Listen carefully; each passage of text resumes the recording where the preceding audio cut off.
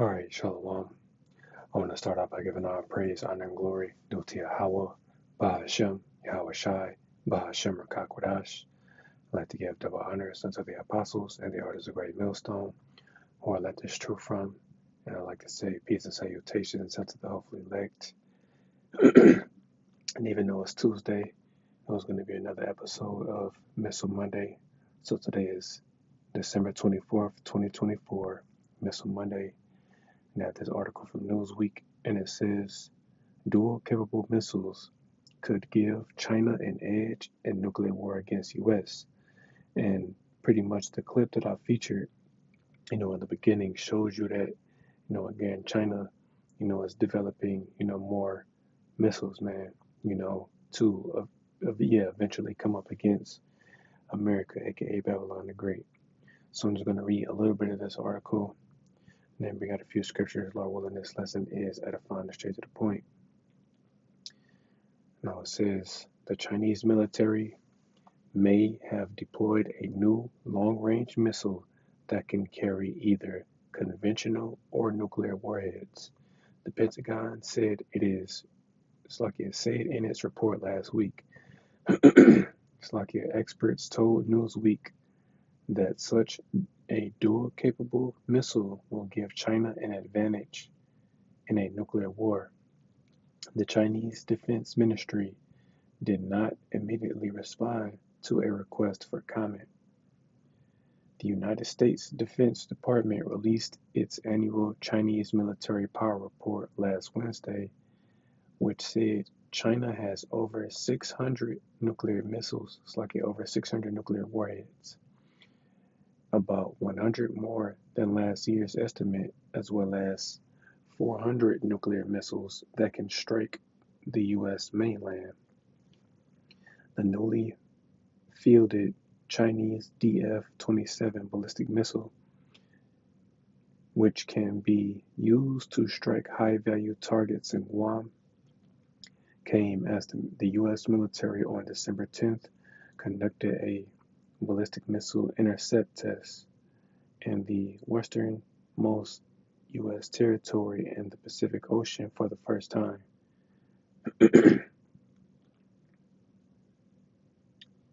Says the DF-27 is the third Chinese dual nuclear conventional ballistic missile, in addition to the medium-range DF-21 and the intermediate-range DF-26 ballistic missiles. It is said to have a range between 5,000 kilometers and 8,000 kilometers, 3,106 miles and 4,970 miles, designating it as an intermediate range or intercontinental ballistic missile, according to the report. Says the DF-27 may have similar capabilities to the DF-26 while extending operational range, said Tong Zhao, a senior fellow at the Carnegie Endowment for International Peace. The DF-26 can rapidly switch warheads in the field based on operational requirements, which offers a military flexibility that China likely values, he explained to Newsweek in an email. So, yeah, that's pretty much, I'm all I'm going to read. But as you can see, China is upgrading, their nuclear arsenal, man. They're getting ready, much like all these other nations that are pretty much getting ready for this Third World War, because that's pretty much the target. America is the target, because anytime you hear about these different nations that aren't allies with America developing, nuclear weapons, or that ultimately mentions America, primarily Russia. Russia's, testing nuclear weapons, or Russia's made threats toward the U.S., North Korea's made threats. These different nations, they're ready to take this place down. It's like, yeah. And it's biblical prophecy that this place is going to be taken out by way of fire, man. And how is that fire going to be brought about? By way of these intercontinental ballistic missiles, you know? So let's get right into it. This is the book of Isaiah, chapter 9 and verse 5. And it says, "For every battle of the warrior is with confused noise, and garments rolled in blood. But this shall be with burning and fuel of fire." And right, this isn't going to be a traditional war like many wars have taken place on the earth. You know, we have a group of men on one side, a group of men on the other side, wielding weapons of war, charging each other in the center of the battlefield. You know, this is this war is primarily going to be fought with nuclear technology. Now you will have ground troops that are going to be going to war with each other over in the region of Saudi Arabia, but primarily this war is going to be a nuclear war, you know.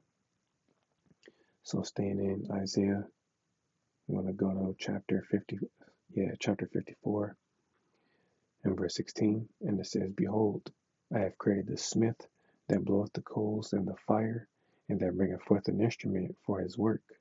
And I have created the waster to destroy and right." That's pretty much what is taking place in today's age, man.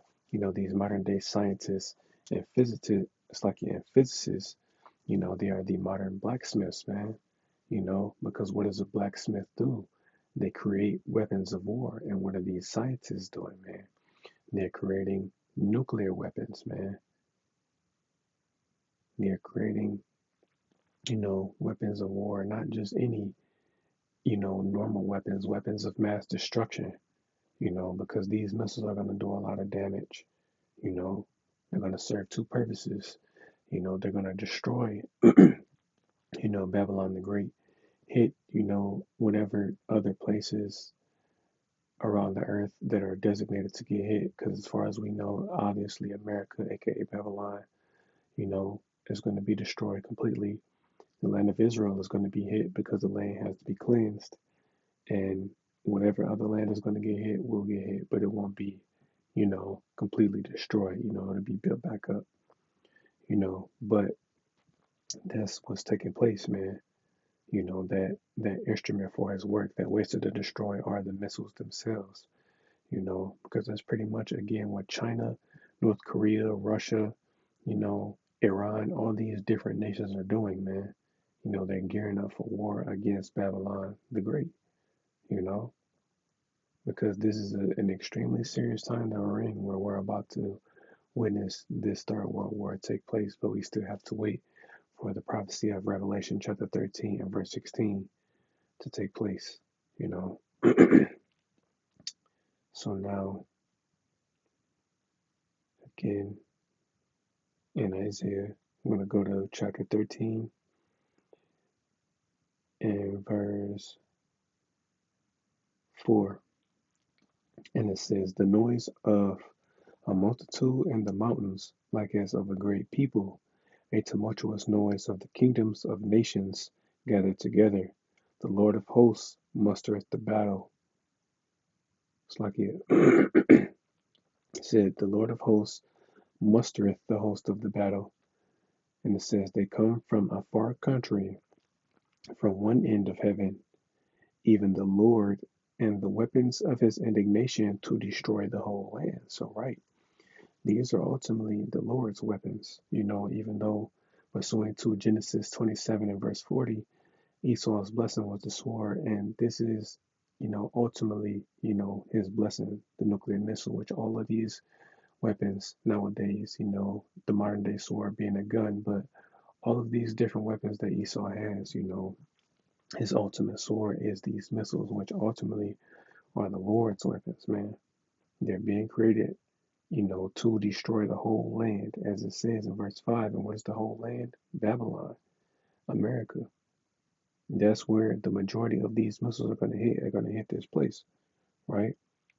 So it says they're going to come from, a far country because they're going to be shot from one end of the earth and land on the other side of the earth, right? So let's get that. In second Esdras, chapter 16, and I'm going to get verse 12, and it says, "The earth quaketh, and the foundations thereof, The sea ariseth up with waves from the deep, and the waves of it are trouble. And the Lord, and the fishes thereof also, before the Lord, and before the glory of his power. For strong is his right hand that bendeth the bow. His arrows that he shooteth are sharp, and shall not miss when they begin to be shot into the ends of the world. So, right, we're in the end of the world. America, the fourth part of the world, man, this is the end. The Western Hemisphere, you know, and these missiles are going to be coming from all over, but they're primarily going to hit here in America. America is the target, you know.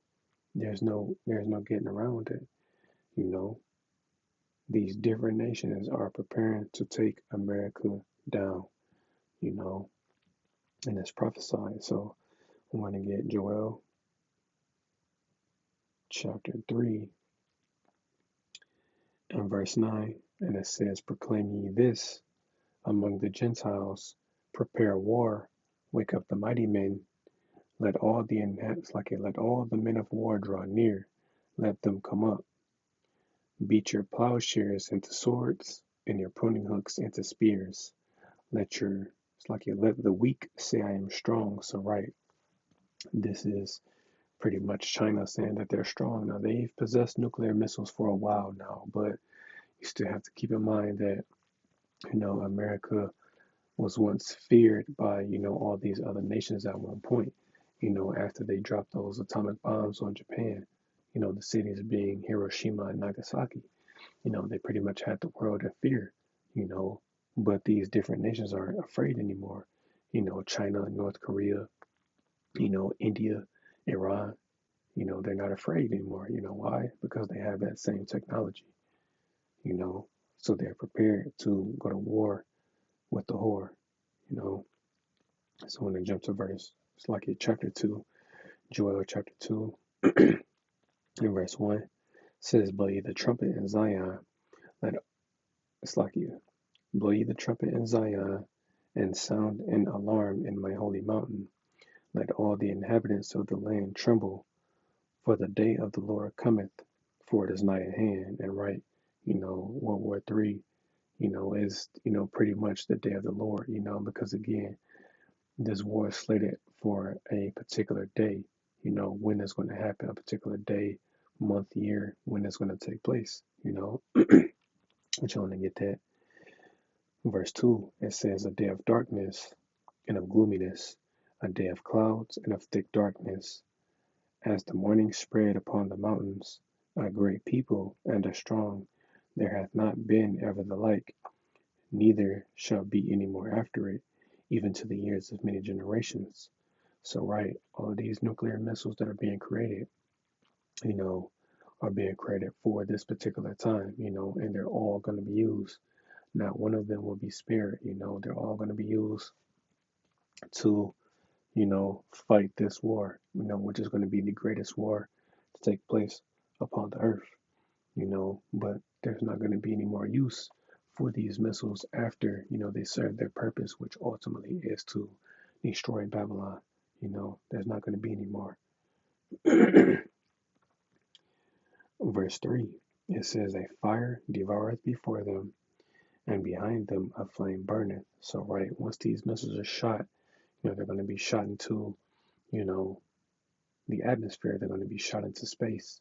They're going to leave the ozone layer, get their specific targets, their specific trajectory, and they're going to return to Earth on fire.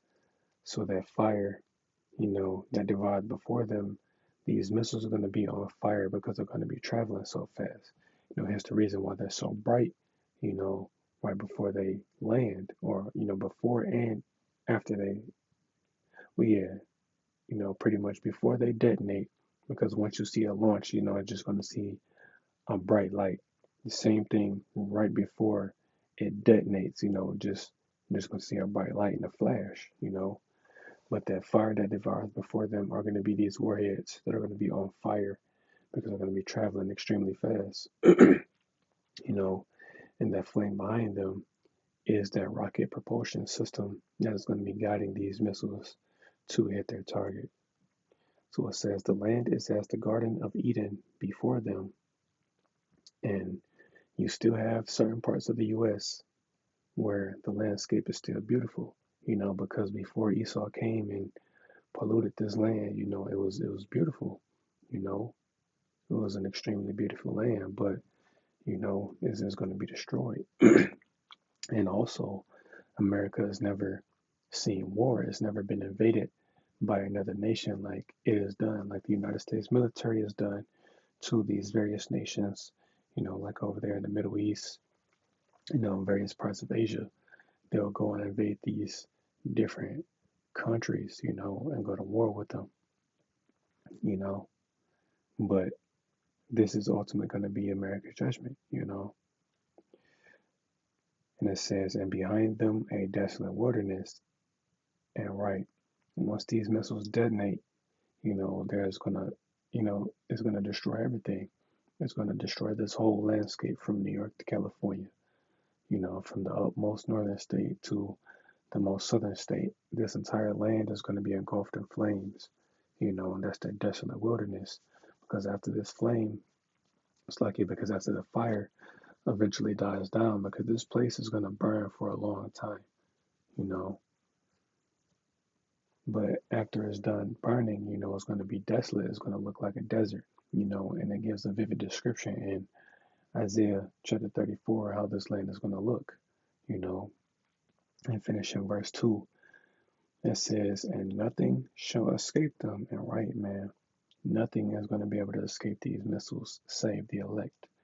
They're going to be the only ones to escape this judgment that the Lord is getting ready to bring upon the earth, primarily to Babylon, man, because this is the most wickedest kingdom upon the face of the earth, you know, and it's slated to be destroyed by way of fire, you know.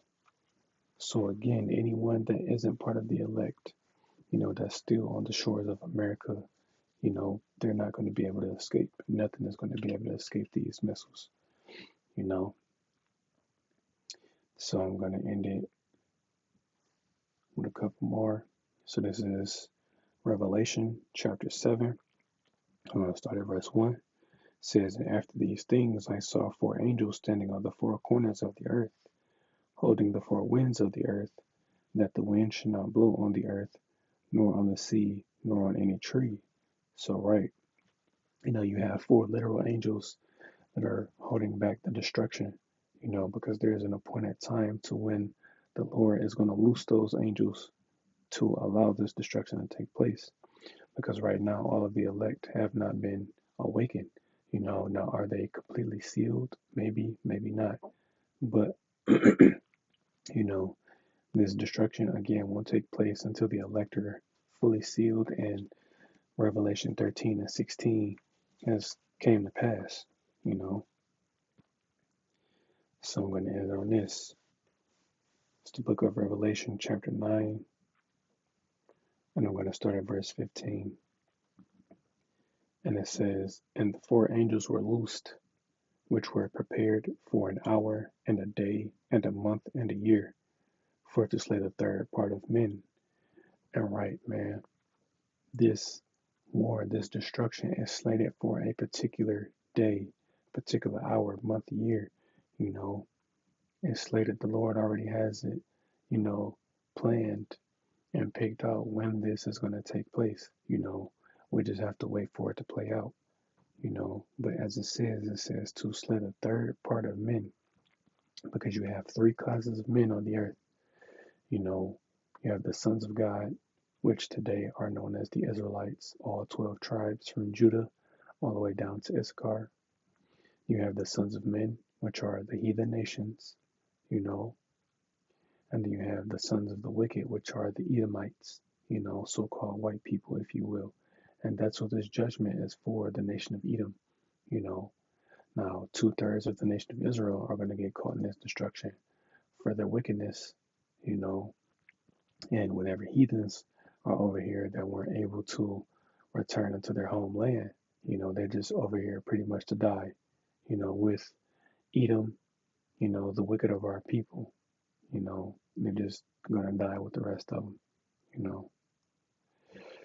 So, Lord willing, this lesson was edifying. I want to give all praise, honor, and glory due to Yahweh, Bahashem, Yahweh Shai, Bahashem, Rakakwadash. I'd like to give double honors unto the apostles and the elders of Great Millstone, who I learned this truth from, and I'd like to say peace and salutations unto the hopefully elect. Until the next time I say Shalom.